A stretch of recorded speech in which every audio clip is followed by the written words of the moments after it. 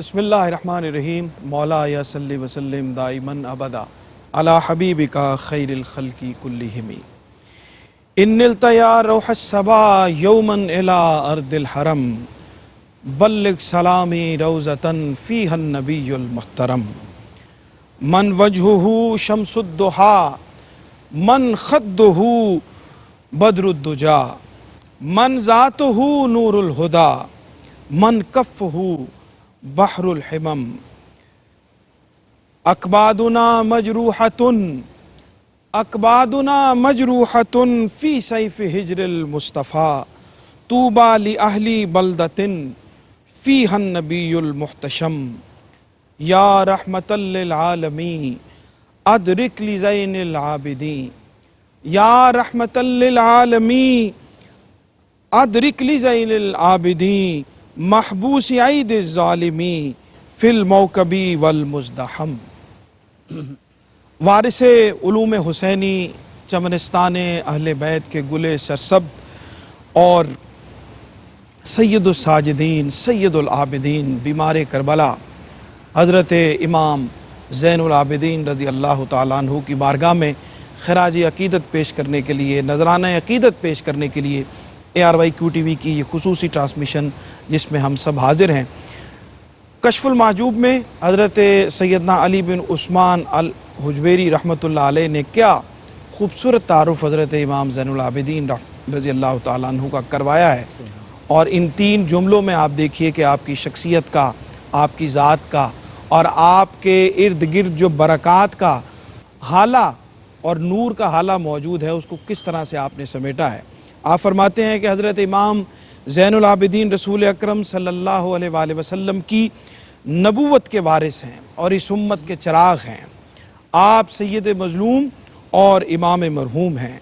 आप ज़ैन इबाद हैं, रब की बंदगी करने वाले लोगों का हुस्न और औताद की बज़्म की शम्मा हैं। फिर फरमाते हैं कि गौस कुतुब अब्दाल जहाँ से रोशनी हासिल करते हैं, उस शम्मा को हज़रत इमाम ज़ैनुल आबिदीन कहते हैं। क्या ख़ूबसूरत तारुफ़ है।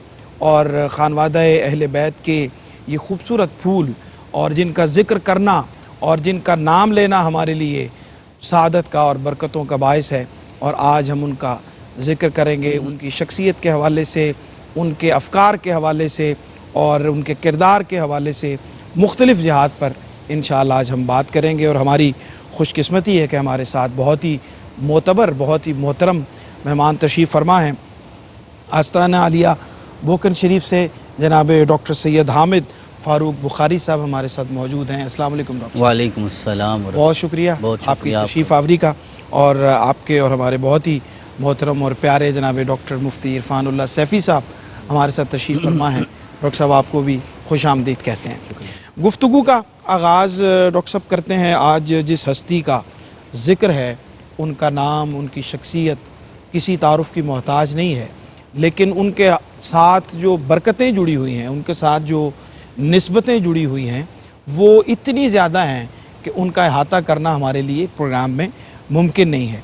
आपकी जो विलादत बासादत है, आगाज़ हम उसी से करते हैं और फिर आपका जो शरफ़ है, निस्बतों का शरफ़ जो आपको हासिल है, उस हवाले से रहनुमाई फरमाइए। बिस्मिल्लाहिर्रहमानिर्रहीम। अल्लाहुम्मा सल्लि अला सय्यदिना व मौलाना मुहम्मद व अला आलि सय्यदिना मौलाना मुहम्मद व बारिक वसल्लिम वसल्लि अलैहि। बहुत शुक्रिया डॉक्टर साहब। यकीनन ये हम सब की सादतमंदी है कि आज हम उस हस्ती का तज़किरा कर रहे हैं जो ख़ानकाह मुहम्मदिया के मसनद नशीन हैं और हज़रत सैयदना इमाम हुसैन अलैहिस्सलाम के जानशीन हैं। आपके मुबारक इन निस्बतों का जो तज़किरा जिसकी तरफ आपने इशारा फरमाया है, इससे बड़ी निस्बत क्या होगी कि आपकी रगों में जो खून है वो खून मुस्तफ़ा है और जो नूर है आपके चेहरे पे वो नूर मुर्तज़ा है। यानी मुस्तफ़ा और मुर्तज़ा की निस्बतों की हामिल ये हस्ती है। और आपका जो नाम है, शख्सी और ज़ाती नाम है, वो भी अली है। आप भी अली बिन हुसैन हैं। और मैं इशारतन अर्ज़ करता चलूँ कि जब करबला के बाद यज़ीद के ज़ुल्मत कदे में खड़े होकर उसने आपसे सवाल किया कि आपका नाम क्या है, तो आपने फरमाया मेरा नाम अली है। तो वह कहने लगा अली तो जो आपके भाई थे वो तो करबला में नऊज़ुबिल्लाह मारे गए हैं, वो तो शहीद हो गए, वो तो अली थे, आप तो अली नहीं हैं। تو آپ فرمانے لگے میں بھی علی ہوں، جو شہید ہوئے وہ بھی علی ہیں۔ اب یزید سے بار بار علی کا نام سننا ہضم نہ ہوا، برداشت نہ ہوا، تو تینوں بیٹوں کا نام علی رکھا تینوں تھا بیٹوں آپ کا نے۔ نام۔ ہاں جی۔ تو پھر اس نے یہ سوال کیا کہ آپ کے والد گرامی کو کوئی اور نام نہیں کبھی نظر آیا، ہر ایک علی ہے؟ تو آپ فرمانے لگے میرے والد گرامی کو اپنے والد گرامی سے اتنا پیار تھا، فرمایا کرتے تھے 10 بیٹے بھی ہوں تو میں ہر ایک کا نام علی ہی کیا رکھوں گا۔ بات، سبحان تو وہ اللہ سبحان اللہ۔ اب میں سرور بھائی یہ محبت سے عرض کر سکتا ہوں کہ یہ ان لوگوں کی جرت ہے، کسی علی کو اکبر کہیں یا کسی علی کو اصغر کہیں، ہمارے لیے تو علی علی ہے، اللہ، اور علی چھوٹا نہیں ہوتا چاہے وہ 6 ماہ ہی کا کیوں نہ ہو، سبحان اللہ۔ وہ بڑا ہی ہوتا ہے۔ تو آپ کا نام علی ہے، لیکن اللہ رب العزت نے جہاں آپ کو اتنی اور نسبتیں عطا فرمائی، وہاں سارے عبادت گزاروں کی زینت آپ کو بنایا ہے، بے شک۔ آپ زین العابدین قرار پائے ہیں۔ اور ہمیں یہ بھی تھوڑا سا غور کرنا ہے کہ جس گھر میں کوئی عبادت کرنے والا نہ ہو، کوئی عبادت کرنے والا نہیں ہے، تو وہاں زین العابدین ہونا کمال نہیں ہے۔ اب جس گھر میں مولا مرتضیٰ بھی ہیں، جس گھر میں حضرت امام حسن بھی ہیں، جناب امام حسین بھی ہیں، امام باقر بھی ہیں، امام موسیٰ کاظم بھی ہیں، اب اس گھر میں زین العابدین ہونا اور کربلا کے سارے مناظر کو اپنی آنکھوں کے ساتھ دیکھنا، پھر بھی ساری زندگی کبھی ایک سجدہ قضا نہ ہو، تو وہی اس کے اہل ہیں کہ انہیں امام سجاد بھی کہا جائے۔ تو یہ سارے آپ کے القابات ہیں، یہ آپ کی نسبتیں ہیں۔ اور فرزدق نے آپ کے لیے جو اشعار پڑھے تھے، میں چاہتا ہوں اسی سے آغاز اس مجلس کا کیا جائے۔ اس نے ہشام بن عبد الملک کے ذریعے پوری امت کو یہ تعارف کروایا ہے کہ ھذا الذی تعرف البطحاء وطأتہ والبیت یعرفہ والحل والحرم، کہ ہشام بن عبد المالک نے تجاہل عارفانہ سے کام لیتے ہوئے یہ کہا میں نہیں جانتا یہ کون ہے جس کے لیے حجر اسود کو بھی خالی کر دیا گیا۔ تو فرزدق نے یہ تعارف کروایا کہ یہ وہ ہستی ہے، تو نہیں جانتا لیکن بطحا کا ذرہ ذرہ اسے جانتا ہے، بیت اللہ بھی جانتا ہے، ہل میں رہنے والے بھی جانتے ہیں، حرم میں رہنے والے بھی جانتے ہیں۔ ھذا ابن عباد اللہ خیر کلہم، یہ کائنات میں جتنے بھی اللہ کے عباد ہیں یعنی اللہ کے بندے ہیں، ان میں سب سے بہترین بندے کا یہ نسب ہے، اس کی یہ نسل ہے، یعنی جناب محمد رسول اللہ صلی اللہ علیہ وسلم کے ساتھ آپ کو نسبت ہے۔ تو نانا رسول اکرم کی ذات ہیں، دادا مولا علی المرتضیٰ کی ذات ہیں، آپ کے والد گرامی جناب امام حسین ہیں، اور آپ کے جو سسر پاک ہیں وہ آپ کے تایا حضرت امام حسن مجتبیٰ ہیں۔ تو ان ساری نسبتوں کے ساتھ اللہ رب العزت نے یہ شہزادہ اس امت کو عطا فرمایا۔ کیا بات، سبحان اللہ سبحان اللہ۔ اچھا ڈاکٹر صاحب، آپ کا جو علمی شرف ہے، بصیرت ہے، جیسے ڈاکٹر صاحب نے بڑی خوبصورت بات کی کہ گھرانہ کوئی عمومی ہو اور اس میں کوئی صاحب علم پیدا ہو جائے تو اس کی بات کرنا جو ہے وہ واقعی سچتا ہے، لیکن یہ تو مولا کائنات کا گھرانہ ہے اور یہ تو باب مدینۃ العلم کا گھر ہے، اور وہاں پہ رہتے ہوئے آپ کی جو علمی بصیرت ہے، آپ کا جو مقام ہے، اور آپ کے بارے میں اس دور کے صاحبان علم کہتے ہیں کہ ہم نے ایسا فقیہ اس دور میں کوئی اور نہیں دیکھا۔ کیا فرماتے ہیں آپ کی علمی بصارت کے حوالے سے، اور آپ کے خاص طور پہ جو زین العابدین آپ کو کہتے ہیں، عبادت کرنے والوں کی زینت ہیں آپ، تو آپ کے جو ذوق عبادت ہے اس پہ روشنی ڈالیے۔ جی بسم اللہ الرحمن الرحیم، بہت شکریہ ڈاکٹر صاحب۔ حضرت سیدنا علی بن حسین امام زین العابدین، آپ معروف ہو گئے زین العابدین کے لقب مبارک سے، لیکن اگر آپ کو زین العالمین کہا جائے اور زینت العلماء، اور اس وقت کے حساب سے زینت العلماء کہا جائے تو یہ بہت بڑا لقب ہے، اور آپ اسم بمسمہ اور لقب بمسمہ ہوں گے۔ اب دیکھیے کہ حضرت امام زین العابدین جس ماحول میں آپ نے پرورش پائی ہے، جس طرح ڈاکٹر صاحب نے اشارہ کیا، آپ کا سارا گھرانہ صاحبان علم ہے، اور صرف صاحبان علم نہیں ہے بلکہ مرکز علم ہیں، اور وہاں سے علم کی خیرات لینا باعث سعادت سمجھا جاتا ہے، وارثان علم۔ اور جن لوگوں کے پاس اپنے سلسلہ تعلیم کے اندر ایک نام آ جاتا ہے اہل بیت کے اس گھرانے کا، تو سمجھا جاتا ہے اس کی سند اب پختہ ہو گئی، سبحان اس اللہ، کا علم پختہ ہو گیا۔ سبحان اللہ۔ علم کے اعتبار سے اگر ہم 3 جہتیں کریں، حضرت امام زین العابدین کے علم حدیث کے حوالے سے، علم الفقہ کے حوالے سے، اور علم المغازی کے حوالے سے، تو آپ محسوس کریں گے کہ حضرت امام زین العابدین ان تینوں علم کی اہم جو جہات ہیں ان کے امام ہیں۔ ٹھیک۔ حضرت امام زین العابدین علم حدیث کے بھی امام ہیں، اور آپ کی جو روایت کردہ احادیث ہیں وہ بخاری، مسلم اور سیاستہ کی دیگر کتب میں بھی موجود ہیں، اور تقریباً ہر حدیث کی کتاب میں آپ کی روایت کردہ احادیث موجود ہیں۔ اور خصوصی علم الحدیث کے اندر ابن شہاب زہری کا نام جی ایک خاص اہمیت کا حامل ہے، ٹھیک، اور ان کو مرکزی حیثیت حاصل ہے، علوم الحدیث کا امام مانا جاتا ہے، اور اگر حضرت امام زہری کو علم الحدیث کے درمیان سے ہٹا دیا جائے تو یہ علم بچتا نہیں ہے، ٹھیک، یعنی مکمل عمارت ان پر قائم ہے، اور حضرت امام زہری کی مکمل عمارت حضرت امام زین العابدین پر قائم ہے، یعنی ان کی مکمل سند وہاں سے ہے، اور ساری علم کی خیرات اور خاص طور پر علم حدیث کی خیرات ان سے ہے، اوروں سے بھی انہوں نے علم حاصل کیا لیکن حضرت امام زین العابدین سے علم حاصل کیا۔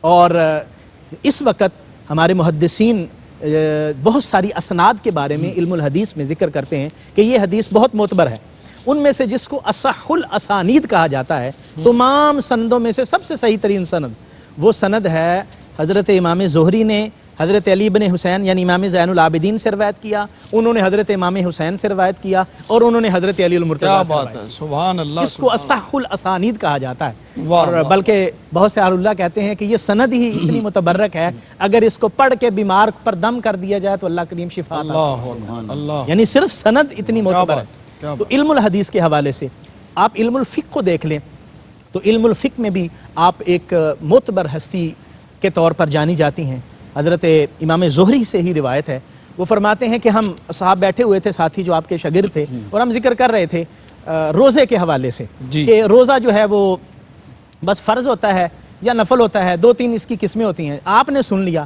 آپ نے فرمایا اور میرے تلامذہ روزے کی صرف 2-3 قسمیں نہیں ہوتی، روزے کی 40 قسمیں ہوتی ہیں۔ اللہ اکبر، اور وہ حیران ہو گئے کہ حضور 40 قسمیں؟ آپ نے فرمایا ہاں، تو عرض کرنے لگے کہ حضور آپ ذرا ارشاد فرما دیں۔ آپ نے پھر مکمل فرمائی، فرمایا 10 روزوں کی قسمیں واجب ہیں، اور ان میں 11 ایسے روزے ہیں جو رکھنے حرام ہیں، اللہ، اور پھر باقی جو اقسام ہیں آپ نے تفصیل سے بیان فرمائی۔ اور پھر آگے جو تیسری قسم علم کی میں نے عرض کی ہے وہ علم المغازی ہے، جس کو بعد میں علوم السیرہ کا نام دیا گیا، اور سیرت النبی صلی اللہ علیہ وسلم کے علم کے طور پر اس کا آگے تعارف ہوا۔ علم المغازی میں حضرت امام زین العابدین فرماتے ہیں کننا نعلم المغازیہ کما نعلم سورۃ من القرآن، ہم علم المغازی ایسے سکھاتے ہیں جیسے ہم قرآن کی سورت سکھاتے تھے، واہ، یعنی علم المغازی آپ سیرت النبی صلی اللہ علیہ وسلم کے علم کی بنیاد آپ حضرت امام زین العابدین رضی اللہ تعالی عنہ وہاں سے ملتی ہے، اور اس گھرانے سے ہمیں خیرات ملتی ہے۔ آپ علم کے دیگر پہلو کو آپ دیکھ لیں، علم الادب ہے، ابھی آپ نے آپ کی ایک نعت کا چند اشعار آپ نے پڑھے، آپ اور آپ کے جو شاعری کے حوالے سے آپ دیکھ لیں، گویا علم کے بہت سارے جو پہلو ہیں اور جہات ہیں ان کو دیکھتے جائیں تو حضرت امام زین العابدین ایک خاص شان سے ہمیں نظر آتے ہیں، اور واقعتاً محسوس ہوتا ہے کہ باب مدینۃ العلم سے جو خیرات انہوں نے حاصل کی ہے اس میں آپ ایک انفرادی شان رکھتے ہیں۔ کیا بات ہے۔ ناظرین کرام، چھوٹا سا وقفہ ہے، آپ کے علم و فضل کے حوالے سے ابھی ہم نے بات کی، اور ابھی خاص طور پہ جو آپ کو عبادت کرنے والوں کی زینت کا لقب آپ کو دیا گیا اور آپ اس حوالے سے خاص طور پہ جانے جاتے ہیں، اس پہ انشاءاللہ ہم بات کرتے ہیں۔ اور آپ نے اب علم کی بات ہو رہی ہے تو آپ نے اپنے اقوال میں یہ فرمایا کہ جس نے اپنے حاصل کردہ علم کو چھپایا اور اس کو آگے نہ پہنچایا، وہ علم اس کے لیے قیامت کے دن نقصان کا سبب ہوگا، وہ اس کے لیے نفع کا باعث نہیں ہوگا بلکہ نقصان کا سبب ہوگا۔ ہمارے ساتھ رہیے، لوٹتے ہیں ایک چھوٹے سے وقفے کے بعد۔ جی ناظرین، خوش آمدید کہتے ہیں وقفے کے بعد آپ کو۔ آج ہم سیدنا امام زین العابدین رضی اللہ تعالیٰ عنہ کی بارگاہ میں خراج عقیدت پیش کر رہے ہیں، ان کی سیرت و کردار کے حوالے سے بات کر رہے ہیں، اس کے مختلف گوشوں سے جو نور کی کرنیں نکل رہی ہیں اس سے ہم بھی کچھ روشنی حاصل کرنے کی کوشش کر رہے ہیں۔ ڈاکٹر صاحب، آپ کا جب میں نے قول بھی حضرت سیدنا علی بن عثمان الحجویری رحمۃ اللہ علیہ کا، آپ نے فرمایا کہ آپ جو ہیں وہ زینت ہیں، عبادت کرنے والوں کی زینت ہیں، تو آپ کا جو ذوق عبادت ہے اور آپ کو سید السجاد کہتے ہیں اور زین العابدین کہتے ہیں، اس حوالے سے کچھ ارشاد فرمائیے۔ میں جب یہ بات شروع کرنے لگتا ہوں نا جی، تو مجھے ابھی یہ فیصلہ نہیں میں کر پا رہا کہ میں آپ کو ڈاکٹر صاحب کیا کہ مخاطب کروں یا سرور بھائی کہوں، تو مجھے اپنائیت جو ہے نا وہ سرور بھائی میں زیادہ ہے، تو میں چاہتا ہوں اس چاہت کے ساتھ ہی ہم اس بات کو آگے بڑھائیں۔ بسم اللہ۔ تو درست فرمایا ہے حضور داتا صاحب نے۔ دیکھیے، بات سمجھنے والی یہ ہے کہ ابھی وہ 72 سر کٹے ہوئے نیزوں پہ سواری کر رہے ہیں، جب میت کو دفن کر دیا جائے تو پھر تو مرہم سب کو مل جاتا ہے اور زخم مندمل ہو جاتے ہیں اور راحت اور صبر نصیب ہو جاتا ہے۔ اللہ اکبر۔ لیکن جب سے کربلا سے چلے، کوفہ آئے، کوفہ سے سفر طے کیا، دمشق تک پہنچے، جتنا بھی اس میں وقت گزرا ہے، کہیں یہ بیان کیا گیا کہ 2 ماہ لگے ہیں، تو حضرت سیدنا امام زین العابدین علیہ السلام آپ ارشاد فرماتے ہیں کہ اس سارے سفر میں نہ میری اور نہ میری پھوپھی حضرت سیدہ زینب کی ایک تہجد بھی قضا نہیں ہوئی۔ بجائے اس کے کہ ہم فرض نمازوں کی بات کریں، آپ کی تہجد بھی قضا نہیں ہوئی۔ اور ہمارا حال یہ ہے کہ اگر کسی گھر میں کوئی حادثہ واقعہ ہو جائے اور میت جوان سامنے پڑی ہو تو ہمیں نہ سجدہ یاد ہوتا ہے نہ صبر یاد ہوتا ہے۔ ان ہستیوں نے میدان کربلا میں جو تکلیفیں انہوں نے سہی ہیں، جو مصائب انہوں نے برداشت کیے، یہ ان کا حوصلہ تھا۔ لا یکلف اللہ نفسا الا وسعها، میرے رب نے کسی کو آج تک آزمایا ہی نہیں جو اس کی وسعت سے زیادہ ہو۔ اگر حضرت امام حسین علیہ السلام کی وسعت سے زیادہ امتحان ہوتا تو میرا رب نہ آزماتا۔ اس کا مطلب یہ سارا امتحان جناب حسین کی وسعت کے عین مطابق تھا، وہ کر گئے یہ سارے کام۔ ہمارے لیے انہوں نے یہ پیغام چھوڑا ہے۔ دیکھیے حسین وہ ہیں کہ انہوں نے لہراتی ہوئی تلواروں کے سائے میں بھی سجدہ کار کے زمانے کو سجدہ قائم رکھنے کا پیغام دیا ہے۔ اب اس ہستی کا جو جانشین ہے، یہ کیسے ممکن ہے؟ ہم نے کربلا صرف سنا ہے یا پڑھا ہے یا ہم تصور میں لے کے آئے ہیں؟ جناب زین العابدین نے سامنے دیکھا ہے، اپنے والد گرامی کا سجدہ بھی دیکھا ہے، 23 سال کی عمر ہے آپ کی، اور اپنے والد گرامی کا سجدہ بھی دیکھا ہے، اور اپنے دادا حضور کا سجدہ بھی دیکھا ہے۔ وہ سجدہ جس کے لیے مولا کائنات نے کہا اس وقت تک دوسرا سجدہ نہیں کرتا جب تک وہ نقاب اٹھا کے اپنا دیدار نہیں عطا فرما دیتا، تو آپ نے کبھی سجدہ قضا نہیں ہونے دیا۔ تو فرض نماز تو فرض رہی، نوافل کی کثرت کا حال یہ تھا کہ حضرت سیدنا امام مالک رحمۃ اللہ علیہ ارشاد فرماتے ہیں کہ میں نے خود دیکھا ہے کہ حضرت سیدنا امام زین العابدین علیہ السلام ایک رات اور دن میں 1000 نوافل ادا کیا کرتے تھے۔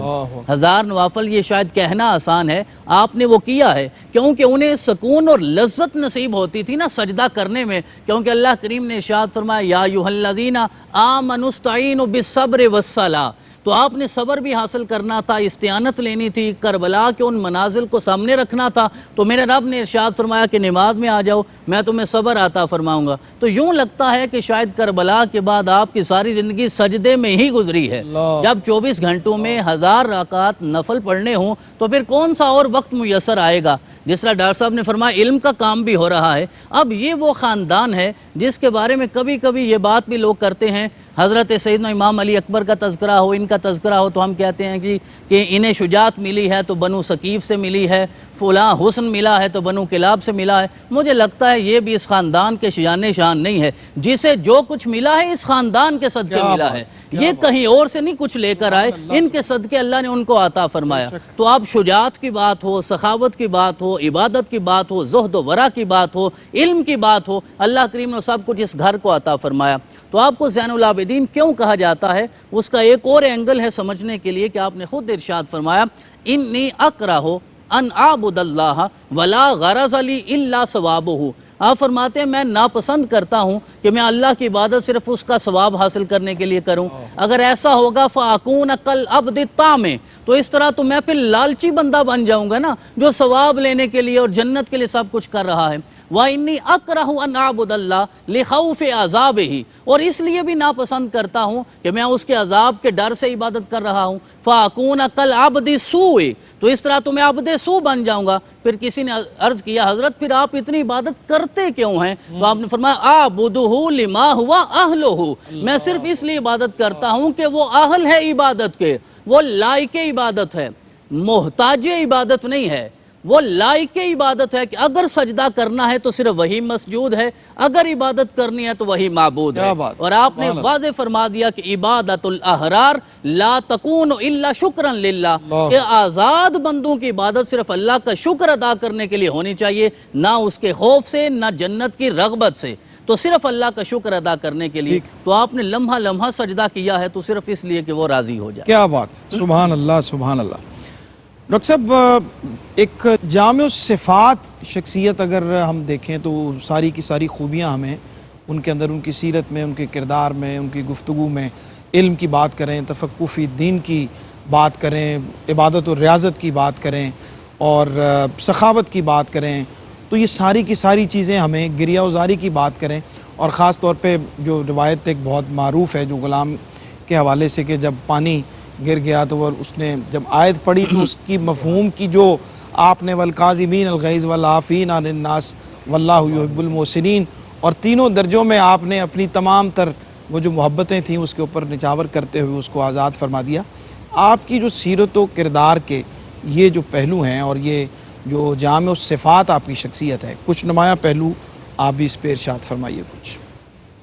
ڈاکٹر صاحب، حضرت امام زین العابدین رضی اللہ تعالی عنہ آپ بہت بڑے صوفی کے طور پر ہمیں نظر آتے ہیں، اور حضور داتا گنج بخش رحمۃ اللہ علیہ نے جو چونکہ تصوف کے حوالے سے ذکر فرمایا نا، تو آپ نے ایک بہت بڑے صوفی ہونے کے طور پر حضرت امام زین العابدین کا ذکر فرمایا، اور صوفی بھی ایسے کہ ان سے خیرات لے کر بہت سارے لوگوں کو صفا کی دولت نصیب ہوئی ہے اور تزکیہ کی دولت نصیب ہوئی ہے، اور آپ کی توجہ سے بہت بڑے بڑے صوفیہ کرام اللہ تعالیٰ کا قرب حاصل کرتے ہیں۔ اور حضرت امام احمد رضا رحمۃ اللہ علیہ نے جو شجرہ ترتیب دیا اور اشعار لکھے، اس میں بڑا معروف شعر ہے کہ سید سجاد کے صدقے میں ساجد رکھا میں علم حق دے باقر علم الہدا کے واسطے۔ واہ واہ واہ، تو یعنی آپ کا واسطہ دے کر اللہ سے سجدہ کی توفیق سبحان مانگنا، اللہ، یہ اہل اللہ کا ایک طریقہ رہا ہے۔ اس کے ساتھ ساتھ زہد، ورع، تقوی، ہر میدان کے اندر آپ اپنے زمانے کے اندر اپنا کوئی ثانی نہیں رکھتے۔ آپ اپنے اخلاق کو اگر دیکھیے تو اللہ تعالیٰ نے اخلاق کا وہ پیکر آپ کو بنایا ہے کہ اہل بیت اطہار کا وہ وتیرہ رہا ہے۔ نبی کریم صلی اللہ علیہ وسلم کے اخلاق کے پیکر حضرت امام زین العابدین ہمیں اس وقت نظر آتے ہیں، اور آپ ایک جگہ پر تشریف لے گئے، نماز پڑھی، مسجد میں نماز پڑھ کے نکل رہے تھے، ایک شخص نے بڑی عجیب سی گفتگو کی اور آپ کی بے ادبی کی، اور آپ کے خادم جو ہے اس کو پکڑنے لگے اور اس کو سرزنش کرنے لگے۔ آپ نے فرمایا نہیں، رک جاؤ، ٹھہر جاؤ، پاس بلایا، بھئی کیا بات ہے، کوئی میری وجہ سے آپ کو تکلیف ہوئی ہے؟ میرا خیال ہے کوئی ایسا مسئلہ ہوا ہے، اور اس کو درہم اور دینار عطا فرما دیے۔ سبحان اللہ، ایک روایت میں 5000 درہم عطا فرما دیے، اور فرما کے آپ نے ارشاد فرمایا بھئی اگر کوئی تکلیف پہنچی ہو تو ہم معذرت خواہ ہیں۔ اور وہ شخص جو ہے وہ فوراً پکار اٹھا، میں گواہی دیتا ہوں کہ آپ اہل بیت اطہار کے افراد میں سے، یعنی علم اور اخلاق آپ کے اس قدر ہیں۔ اور جو لونڈی کا آپ نے واقعہ بیان کیا، ایسے بہت سارے واقعات ہیں کہ آپ اپنا کوئی ثانی نہیں رکھتے۔ آپ اگر اپنی سخاوت میں دیکھیں تو پوری زندگی اس طرح، اور کئی مرتبہ ایسا ہوا کہ آپ نے پورے کا پورا مال گھر کا جو ہے وہ سارے کا سارا خرچ کر دیا، بہت سارے قرض داروں کا قرض اپنے میں لے لیا، اور بلکہ مدینہ طیبہ کے اندر کتنے گھر ایسے ہیں، بعض روایت میں 100 کا بھی ذکر ہے کہ 100 گھر ایسے تھے کہ جن کے اخراجات آپ کے ذمہ تھے، اور مزے کی بات یہ ہے کہ ان کو پتہ ہی نہیں تھا کہ ہمارے اخراجات کون ادا کرتا ہے، اور ہمارے گھر میں جو راشن آتا ہے وہ کہاں سے آتا ہے۔ اور آپ رات کو آرام فرمانے کی بجائے اپنی عبادت سے فارغ ہوتے اور راشن کی بوری اپنے کندھے پہ اٹھاتے، اپنی کمر پہ اٹھاتے، اور کسی کے جا کے چپ کر کے دروازے پر رکھ کے آ جاتے، اور صبح ان کو پتہ چلتا کہ ہمارا یہ اتنے دنوں کے راشن کا انتظام ہو گیا۔ اور پتہ ان کو اس وقت چلا کہ جب آپ کا وصال ہوا اور شہید ہوئے، اس وقت ان کو پتہ چلا کہ اب وہ جو بوریاں راشن کی ہمارے گھروں پہ رکھ کے جانے والے تھے وہ اس دنیا سے رخصت ہو گئے۔ گویا آپ کے جو اخلاق ہیں، آپ کا زہد ہے، عبادت ہے، تقوی ہے۔ ابھی عبادت کے حوالے سے ڈاکٹر صاحب نے بات کی ہے تو ایسا روایات میں آتا ہے کہ ہزار نفل آپ پڑھ جایا کرتے تھے، اور خوف خدا ایسا تھا کہ وضو کرتے تو چہرہ مبارک زرد ہو جاتا، اللہ تبارک و تعالیٰ کی خوف اور خشیت کی حالت یہ تھی کہ فرماتے تھے کہ میں محسوس کر رہا ہوں کہ کس ذات کے سامنے اللہ اکبر کہہ کر تکبیر تحریمہ پڑھ کے کھڑا ہوں گا۔ اور ایک مرتبہ آپ کے ساتھی، آپ کے جو غلام ہیں، وہ فرماتے ہیں کہ آپ نے احرام باندھا، اور احرام باندھ کے آپ کے جسم پر کپ کپی طاری ہو گئے، اور عرض کیا گیا حضور آپ تلبیہ نہیں پڑھ رہے، لبیک اللہم لبیک نہیں فرما رہے، تو آپ فرمانے لگے کہ میں سوچ رہا ہوں کہ میں لبیک کہوں، کہیں اس در سے لا لبیک کی صدا نہ آ جائے۔ یعنی یہ ان کا عاجزی اور ان کی ساری کا حال تھا، اور ان کی خشیت اور خوف کا عالم تھا۔ اللہ تعالیٰ نے ان کو اس قدر مقامات عطا فرمائے تھے۔ آپ ان کی زندگی کے مختلف پہلو دیکھتے جائیں تو ہمیں نبی رحمت صلی اللہ علیہ وسلم کی سیرت کا وہ مرکز و محور نظر آتے ہیں، اور ان کا پیکر اتم نظر آتے ہیں۔ کیا بات ہے، سبحان اللہ۔ حضرت ایک آپ کی جو سخاوت کا پہلو ہے، میں چاہتا ہوں کہ کچھ اس کے اوپر آپ بھی روشنی ڈالیے اور اس پہ ہم بات کرتے ہیں، لیکن ایک چھوٹے سے وقفے کے بعد آپ نے کے بارے میں یہ کہا جاتا ہے کہ جب کوئی سائل آتا تو آپ اس کو خوش آمدید کہتے، اور اس کی ضرورت پوری کرنے کے بعد اس کو کہتے کہ تیرا شکریہ کہ تو نے آخرت کا جو مال تھا وہ میرے حصے میں جمع کر کر آگے پہنچا دیا۔ ایک چھوٹا سا وقفہ ہے، ہمارے ساتھ رہیے، لوٹتے ہیں ایک مختصر سے وقفے۔ جی ناظرین، خوش آمدید کہتے ہیں وقفے کے بعد آپ کو، اور ابھی ہم بریک پہ جانے سے پہلے آپ کے حوالے سے، آپ کی سخاوت کے حوالے سے، آپ کی علم کے حوالے سے اور آپ کی دیگر جو اوصاف ہیں آپ کی سیرت کے، اس کے اوپر بات کر رہے تھے۔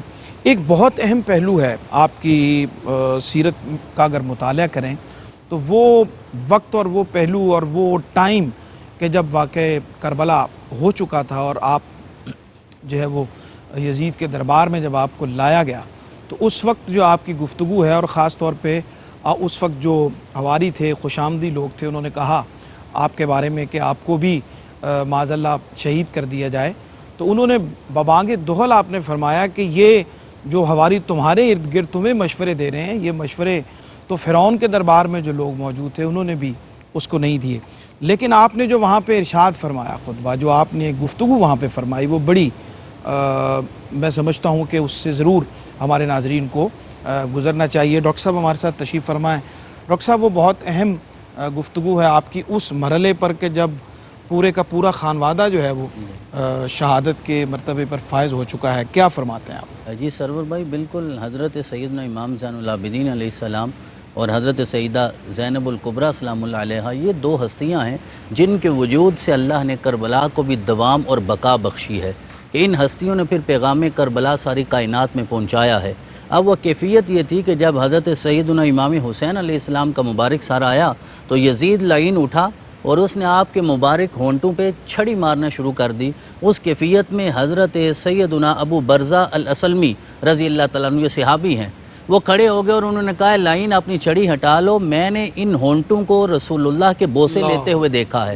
آقا کریم تو اتنا پیار کرتے تھے کہ ہونٹوں کا فرق بھی مٹ جاتا تھا، ایسے لگتا تھا رسول اللہ نے اپنا دہن مبارک حسین کے منہ میں داخل کر لیا ہے۔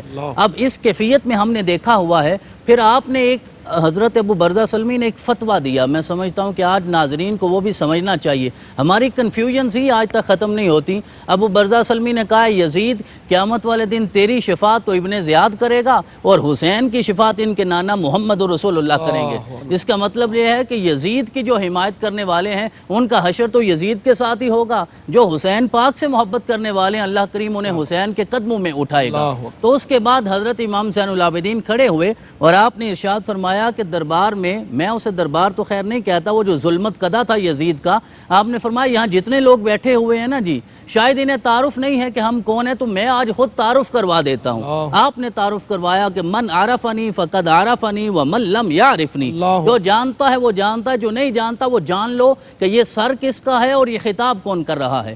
آپ نے فرمایا انا ابن مکہ و منا، انا ابن زمزم والصفا، انا ابن من اسری به من المسجد الحرام الى المسجد الاقصى، انا ابن من بالغ به جبریل الى سدرۃ المنتہى، انا ابن من دنا فتدلى فکان قاب قوسین او ادنی۔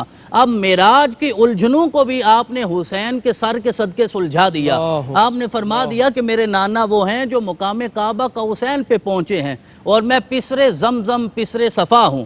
اب حضرت اسماعیل کے قدم رگڑنے سے اگر میرا رب زمزم جاری کر سکتا ہے تو کیوں نہ حضرت امام علی اصغر کے قدم رگڑنے سے بھی میرا رب عطا فرما سکتا تھا۔ لیکن یہ حضرت حسین کے صبر کی وسعت کا امتحان تھا۔ حسین پاک نے آنکھیں نہیں باندھی تھیں، پٹی نہیں باندھی ہوئی تھی، جب حضرت علی اکبر کا سر تن سے جدا ہوا ہے آپ نے کھلی ہوئی آنکھوں کے ساتھ وہ منظر دیکھا ہے، کیونکہ حسین کو اللہ نے اتنا صبر عطا فرمایا۔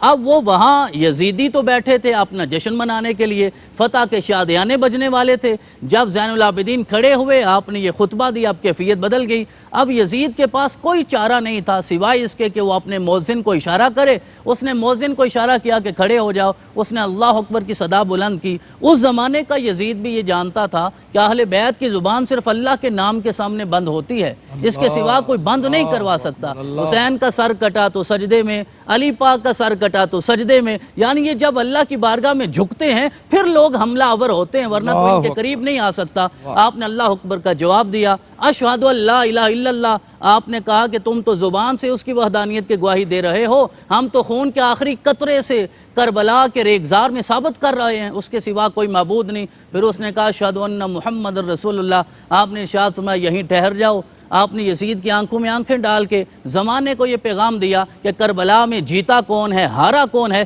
اس کا فیصلہ بھی جانشین حسین نے کر دیا۔ آپ نے فرمایا یزید بتاؤ محمد ھذا جدک ام جدی، یہ تیرے ظلمت قدے میں کھڑے ہو کے تیرا مؤذن اذان میں جس کی رسالت کی گواہی دے رہا ہے، یہ محمد تیرا نانا ہے یا میرا نانا ہے؟ لہذا صبح قیامت تک ہمارے نانے کا نام بلند ہوتا رہے گا، اور پھر 35 سال کربلا کے بعد آپ ظاہری طور پہ حیات رہے اور لمحہ لمحہ توحید و رسالت کے مطابق آپ نے کیا بات ہے، سبحان اللہ سبحان اللہ۔ ڈاکٹر صاحب یہ گفتگو اتنی بابرکت ہے، ذکر اتنا اس کے اندر کیفیت ہے کہ ہم اس میں ڈوبتے چلے جاتے ہیں، اور دل چاہتا ہے کہ یہ ذکر ہوتا رہے، ان کا نام بلند ہوتا رہے، ان کی سیرت کے حوالے سے جو گفتگو ہے وہ ہوتی رہے۔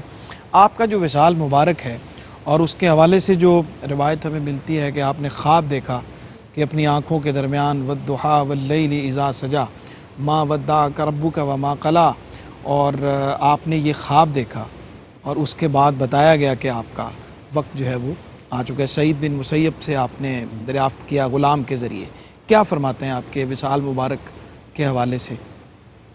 جی وصال مبارک آپ کا جس طرح کے معروف ہے اور کتب سیر ان کا لکھا ہوا ہے کہ آپ کو زہر دے کر شہید کیا گیا، اور اس وقت ولید بن عبد الملک نے یہ آپ کی بڑھتی ہوئی شہرت سے خوف زدہ ہو کر کہ لوگ جو ہے وہ آپ کی خدمت میں حاضر ہوتے ہیں اور آپ سے عقیدت و محبت رکھتے ہیں، اور یہ بالکل ان لوگوں کو واضح طور پر معلوم تھا کہ لوگوں کی تلواریں ظاہری ہمارے ساتھ ہیں لیکن دل ان کے ساتھ ہیں۔ اور حضرت داتا گنج بخش رحمۃ اللہ علیہ نے وہ جو واقعہ لکھا ہے ہشام بن عبد الملک کے حوالے سے کہ حرم پاک میں آپ کو تو جگہ دے دی لوگوں نے حجر اسود کو بوسہ دینے کے لیے، لیکن اس کو جگہ نہیں ملی۔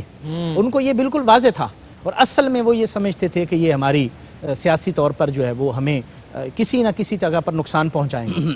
آپ چھوڑ چکے تھے سب کچھ، اور فقط علم، عبادت اور یہ ساری چیزیں، تبلیغ، یہ آپ کا مشن تھا اور آپ اسی پر تھے، لیکن ظاہر بات ہے کہ انہوں نے یہ سمجھا اور آپ کو زہر دے دیا گیا۔ اور آپ جب آخری آپ کا وقت تھا، روایات میں آتا ہے کہ 94 ہجری اور بعض نے 95، یعنی 90 ہجری سے لے کر 100 ہجری کے مختلف اقوال ہیں آپ کی شہادت کے حوالے سے۔ تو آپ جب اس دنیا سے رخصت ہو رہے تھے تو آپ فرماتے ہیں کہ اللہ تعالیٰ کا شکر ہے کہ میرے جو خاندان کو اللہ تعالیٰ نے سعادتیں عطا فرمائی ہیں، میرے دادا کو اللہ تعالیٰ نے شہادت نصیب فرمائی، میرے والد کو اللہ نے شہادت عطا فرمائی، میرے چچا کو شہادت نصیب ہوئی، اور میرے کزن جتنے تھے، خالہ زاد، پھوپھی زاد، سب کو اللہ تعالیٰ شہادت عطا فرمائی، اور میں جو ہے وہ رہ گیا تھا، اللہ تعالیٰ نے مجھے بھی شہادت الحمدللہ عطا فرمائی۔